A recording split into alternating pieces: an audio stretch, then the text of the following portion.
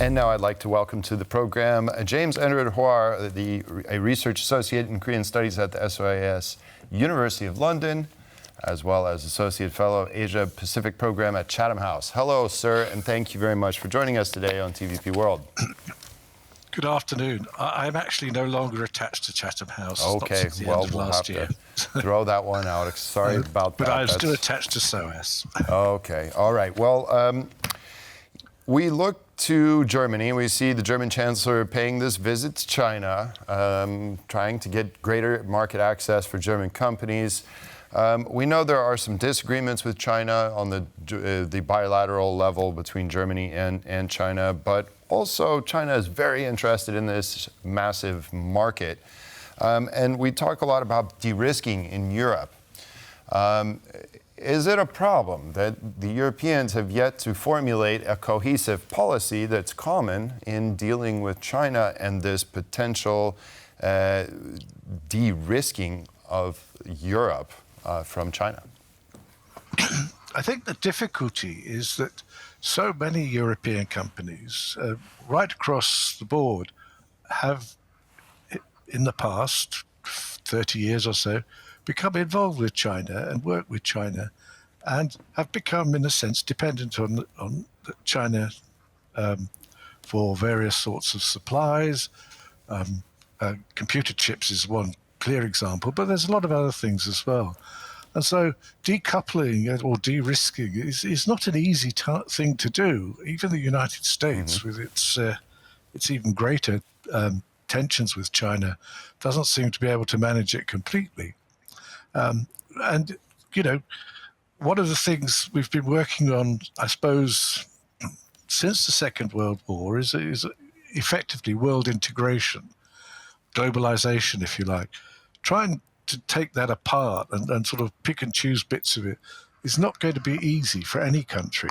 And as I understand it, Germany's involvement with Chinese companies is very strong indeed. And no politician is going to risk the danger of cutting off those contacts, those sources, because of the bad economic effect you would have at home.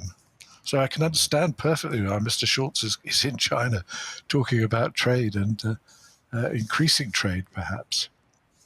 So now Chancellor Scholz is also expected to further press Beijing not to support Russia in its war against Ukraine. But just how probable is that, given all these economic cooperation that you have just mentioned?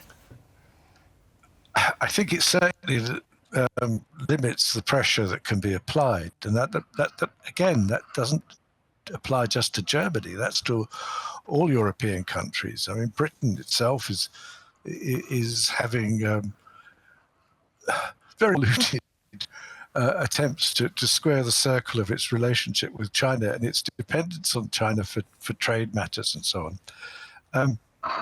I mean, I think maybe Mr. Scholz hopes that the Chinese attempts so far to try and become an honest broker in the Ukraine conflict might be something that can be developed and worked upon.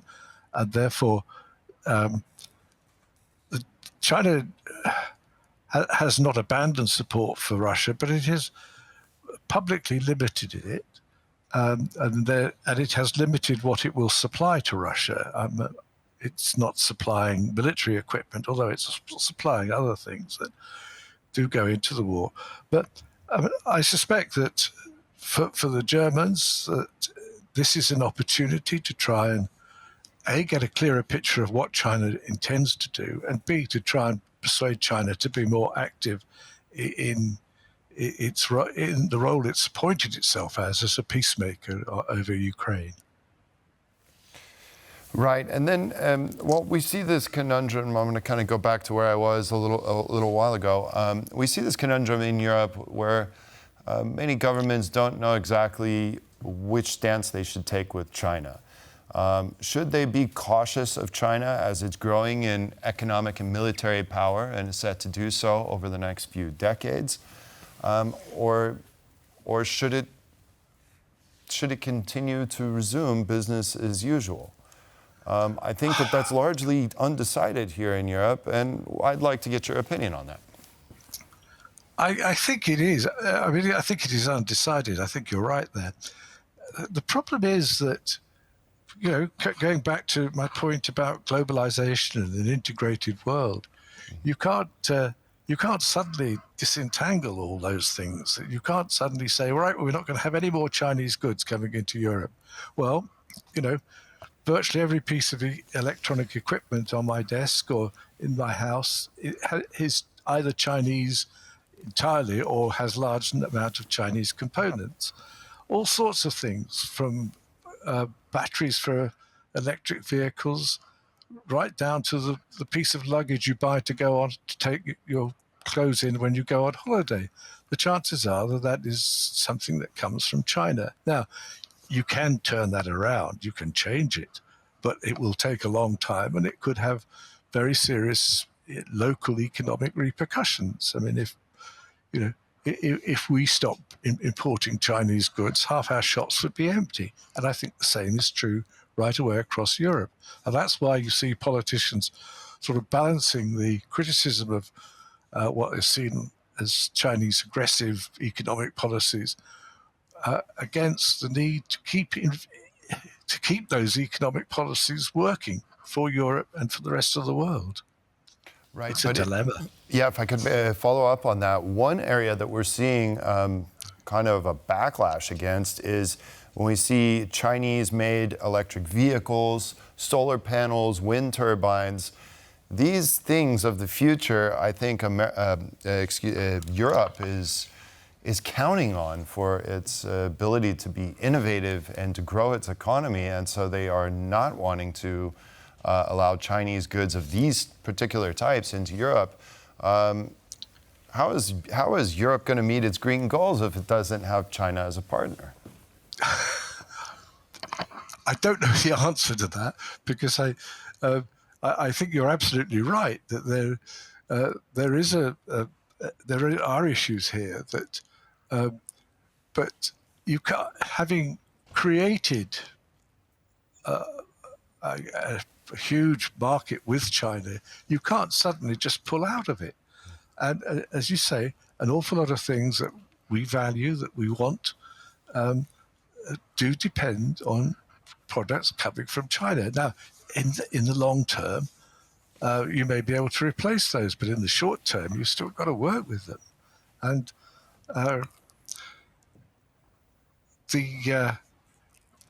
the difficulties are there all over the place. I mean, you know, China is more aggressive in South China Sea. China is more aggressive in trade markets. And you want to do something about both of those things. But on the other hand, we have allowed ourselves in the West to become very integrated into the economy, into the Chinese economy. And that will take time to change. It's not impossible, but it will take time. It will take time and some serious coordination, at least agreeing on the baseline there.